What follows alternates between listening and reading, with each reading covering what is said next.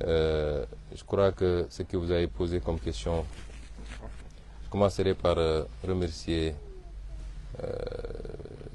tout le monde. J'ai oublié de le dire en version Wolof, à commencer par l'imam Ratib, l'imam Diago, qui est une connaissance de très longue date. Je crois que déjà vers les années 90, quand je revenais de l'université, il m'invitait à la radio Sud FM. On faisait des émissions. Donc on se connaît depuis très longtemps.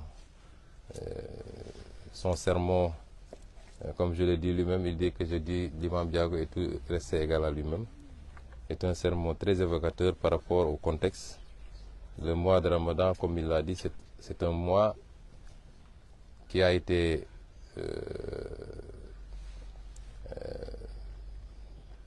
décrété par le Seigneur, non pas pour faire mal, pour affamer les gens, mais il y avait un objectif, c'est nous ramener à lui par la piété, le taqwa comme il l'a dit. Et c'est pourquoi c'est un mois extrêmement important, 1 sur 12, où lui-même le Seigneur nous dit que c'est un mois pendant lequel même Satan est maîtrisé pour vous permettre de recharger, de vous ressourcer spirituellement. Et nous prions pour que le Seigneur agrée tous nos actes de dévotion, toutes nos prières également, qu'il nous accorde ce qu'il a promis dans ce mois, notamment sa miséricorde, mais également la promesse d'un agrément directement au paradis. Nous prions également pour qu'il nous accorde la possibilité de le vivre encore et encore des années, et toujours avec plus de prospérité, plus de paix, plus de stabilité et plus de bonheur pour tout le monde, plus de santé évidemment. Je ne peux manquer d'avoir une pensée pour tous nos amis, nos frères, sœurs, nos camarades qui ont été injustement incarcérés par une poignée de magistrats aux ordres. Le frère Diomaye Faye a utilisé un terme dans un poste, et ça lui vaut la prison, c'est le terme clochardisation. Effectivement, il y a une forte clochardisation d'une poignée de magistrats, je le répète comme il l'avait dit, et c'est malheureusement ce petit groupuscule de magistrats qui ne font même pas 10 en réalité, qui aujourd'hui exécutent les sales bouillons pour prendre des innocents, des gens très utiles à leur pays, plus utiles à leur pays qu'eux-mêmes.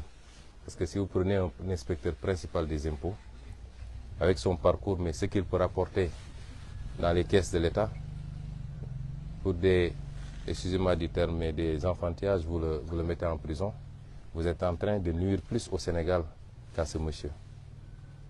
Et j'ai une pensée pour tous ceux qui sont incarcérés. Vous savez qu'on en a des centaines, injustement, dans le cadre d'une traque politique. Aujourd'hui, ils auraient dû être avec leur famille, avec leur communauté religieuse. Ils vont prier dans des conditions que nous connaissons. Nous ne ménagerons aucun effort pour les faire sortir le plus tôt possible. Ce n'est pas un jour pour hausser le ton, je m'en limiterai à ça, mais vous comprendrez bien que nous ne baisserons jamais les bras. À l'endroit de tous les Sénégalais, leur souhaiter une bonne fête et leur réitérer notre attachement à la paix. Parce que sans la paix, rien ne peut se faire. Nous ne serions pas là sous ce manguier dans la cour d'une mosquée à Palabré s'il n'y avait pas la paix là où nous sommes. Nous sommes fondamentalement attachés à cette paix. Même si quelquefois, pour avoir une paix, l'histoire a démontré qu'il faut passer par la guerre. Même le prophète a été contraint à faire la guerre. La guerre, on l'a fait pour quelqu'un qui croit en Dieu, pour quelqu'un qui respecte l'être humain, quelle que soit son appartenance ethnique, régionale, religieuse, confrérique, etc. Pour quelqu'un qui est un humaniste, la guerre n'est qu'un moyen de défense.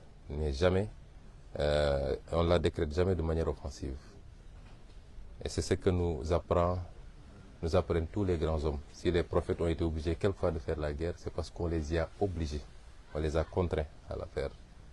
Mais autrement, personne ne souhaite la guerre parce qu'elle n'est facile pour personne. Réitérer aux Sénégalais que nous sommes fondamentalement attachés à la paix. Tous ceux qui nous connaissent nous ont connus. Ici, c'est mon quartier où j'ai passé toute ma jeunesse, toute mon enfance. Vous ne verrez aucun de nos cohabitants vous dire qu'il a connu Ousmane Sonko comme un homme un perturbateur ou quelqu'un qui ne veut pas la paix. Et vous ne verrez jamais quelqu'un vous dire la maison ou les parents d'Ousmane Sonko, on les a une fois surpris dans telle ou telle situation conflictuelle.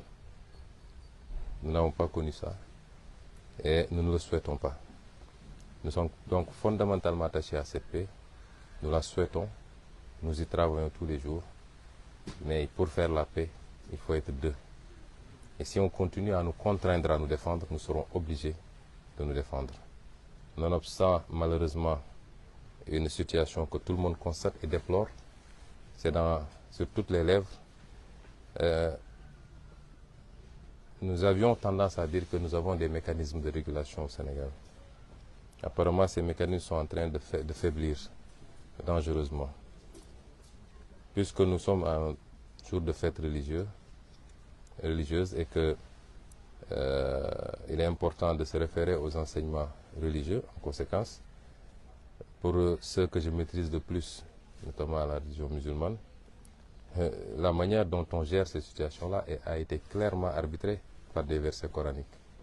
On nous dit que s'il y a deux parties qui s'affrontent, les autres ont l'obligation d'arbitrer, de commencer d'abord par essayer de concilier et de réconcilier les gens. Mais s'ils se rendent compte qu'il y a une des parties qui ne pose pas problème, mais qu'il y a une autre partie qui continue à vouloir créer les conditions du conflit, il est important que tous le rappellent à l'ordre et s'ils refusent, que tous se liguent pour le combattre jusqu'à ce qu'ils reviennent à la raison. Ça, c'est un verset coranique que je n'ai pas inventé. Et tout le monde sait ce qui se passe dans ce pays. C'est à sens unique.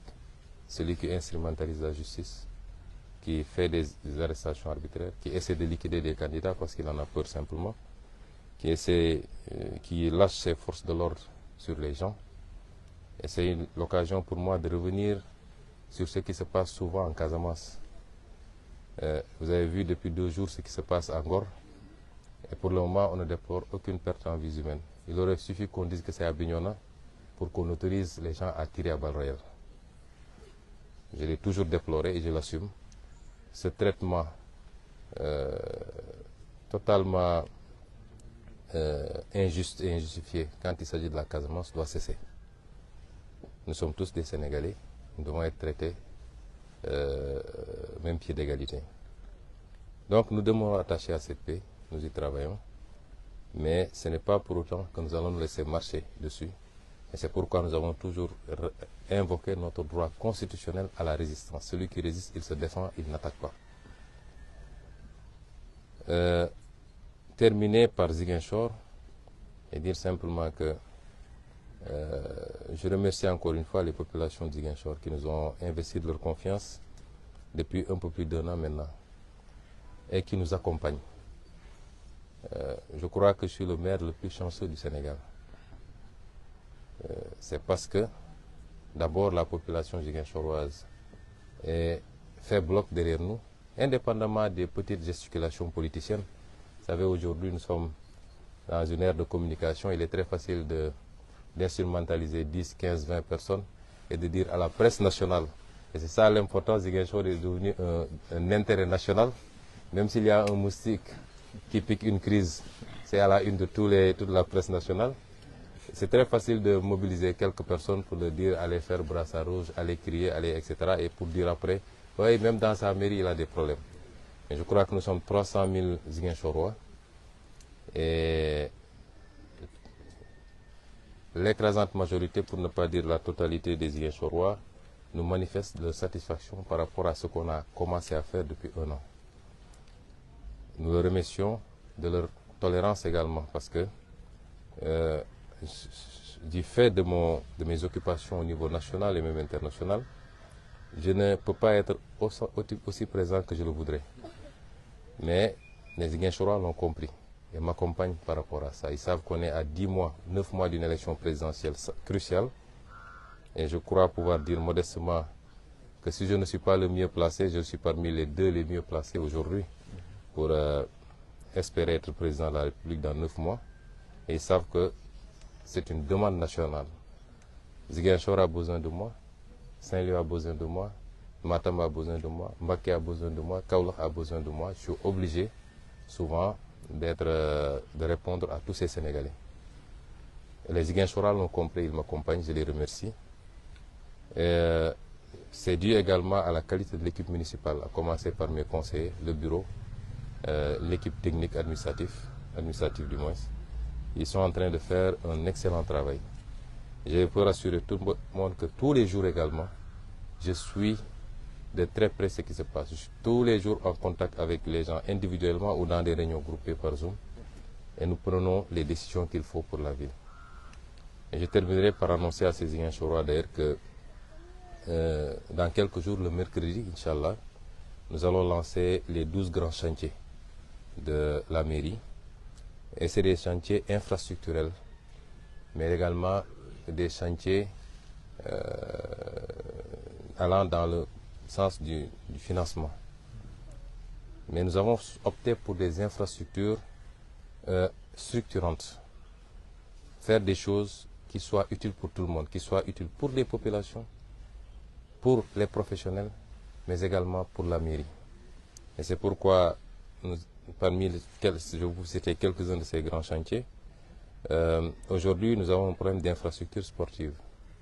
Je crois que le stade Aline Sitoé devrait être incessamment d'ailleurs fermé, et même le Casa Sport devra en ce moment recevoir à Dakar. Alors, nous avons opté pour refaire totalement le stade Jules François Bocandé et le mettre aux normes qu'il faut, avec une pelouse synthétique, une piste d'athlétisme, refaire les tribunes, l'éclairage, mais le terrain de basket également et les terrains de handball et de volleyball. Nous avons aussi décidé de construire 2 nouveaux marchés, mais de réhabiliter aussi les autres marchés, notamment le marché Baneto et le marché Mariama Diédhiou, marché HLM. Nous avons décidé de lancer un certain nombre de travaux de pavage et de réfection des routes existantes. Nous avons décidé également de construire 2 nouveaux marchés. Un marché aux poissons à Boulodi et un autre marché aux fruits et légumes qui sera sur le boulevard 54. Et nous avons aussi le projet d'aménagement d'espaces verts. Parce une ville doit respirer. Aujourd'hui, c'est le même problème pour Dakar d'ailleurs. Si vous voulez sortir avec votre famille ou seul pour aller vous promener, aller prendre de l'air quelque part, vous avez du mal à trouver un endroit à Ziguinchor. Et nous voulons pouvoir offrir des cadres comme ça. Nous avons ciblé pas mal d'espaces. Nous allons commencer avec 4 ou 5 espaces dans un premier temps et graduellement en faire d'autres pour que chaque quartier à Ziguinchor puisse disposer d'un espace comme ça, plus des plateaux sportifs au niveau des quartiers. Et il y a aussi l'éclairage public. Une commande va être lancée dans un premier temps de 1500 lampadaires solaires qu'on va déployer évidemment par ordre de priorité par rapport aux besoins. Et il y a enfin l'économie sociale et solidaire.